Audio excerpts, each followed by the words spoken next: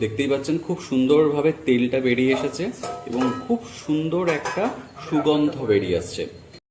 যারা এতদিন পটল পছন্দ করতেন না আমার মতো, তারাও এবার থেকে আমারই মতো পটল পছন্দ করতে শুরু করে দেবেন। আজকের এই রেসিপি পুরো দেখুন এবং বানিয়ে খান, এবং অবশ্যই আমাদেরকে জানাবেন যে পটল দেখলেই আপনি যেখানে না কুচু করতেন সেখানে কিভাবে পটল আপনার জন্য প্রিয় হয়ে গেল। তো এই রেসিপির জন্য আপনার যা যা করতে হবে, প্রথমেই পটলগুলোকে হলুদ আর নুন দিয়ে ম্যারিনেট করে নিতে হবে, কারণ আমাদেরকে ভাজতে হবে পটলগুলো, তো বুঝতেই পারছেন। তো সেই কারণে একটু ম্যারিনেট করে নিতে হবে, ঠিক যেভাবে দেখালাম। অল্প নুন আর হলুদ হলেই হবে। এরপর কড়াইয়ে অল্প তেল দিয়ে আপনাদেরকে পটলগুলোকে ভালো করে ভেজে নিতে হবে। আপনারা যদি পটল ভেজে না করতে চান তাহলেও করতে পারেন, অথবা আপনারা যদি ভেজে করতে চান তাহলেও করতে পারেন। দুটো প্রসেসই বলে দিলাম যাতে আপনাদের সুবিধা হয়। তো পটলগুলোকে এইভাবে ভেজে নিতে হবে, একটু লালচে লালচে হবে, তারপর আমরা পটলগুলোকে তুলে নেব। পটল আপনাদের কেমন লাগে, কে কে পটল খেতে ভালোবাসেন তারা কমেন্ট করে জানান। আর যারা যারা পটল ভালোবাসে না তাদেরকে কমেন্টে ট্যাগ করুন যে তারা পটল ভালোবাসে না। তো পটল ভাজা কমপ্লিট। এরপর পটলগুলোকে আমরা তুলে নিচ্ছি, দেখতেই পেলেন শ্যালো ফ্রাই করে নিতে হবে শুধু।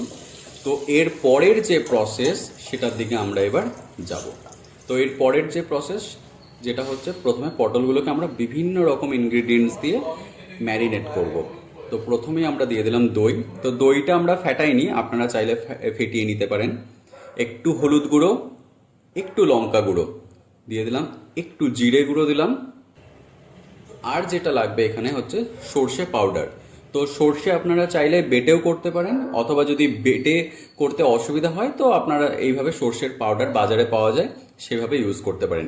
সর্ষের পাউডার আমরা যে পরিমাণে পটল নিয়েছি সেখানে 1 থেকে 2 চামচই এনাফ। তারপর দিতে হবে একটু নুন, আর দিতে হবে অল্প করে সর্ষের তেল। সব ইনগ্রিডিয়েন্টসগুলো দেওয়ার পর আপনাকে ভালো করে মাখিয়ে নিতে হবে।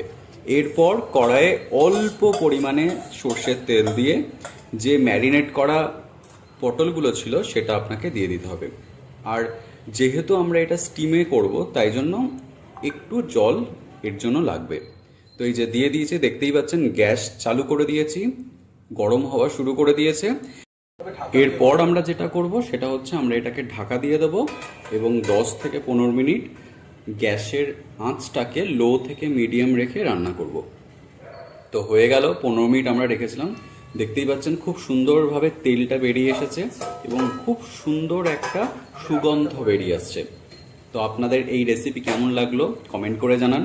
আর্টিসমেন্টসের চ্যানেলকে সাবস্ক্রাইব করুন, লাইক করুন, শেয়ার করুন আপনার বন্ধুদের সঙ্গে, আপনার পরিবারের সঙ্গে, এবং আমাদেরকে অবশ্যই জানান আপনাদের কেমন লাগছে এই রেসিপিগুলো। আপনারা বানিয়ে খান এবং খুব শীঘ্রই আপনাদের সঙ্গে দেখা হবে আরও একটা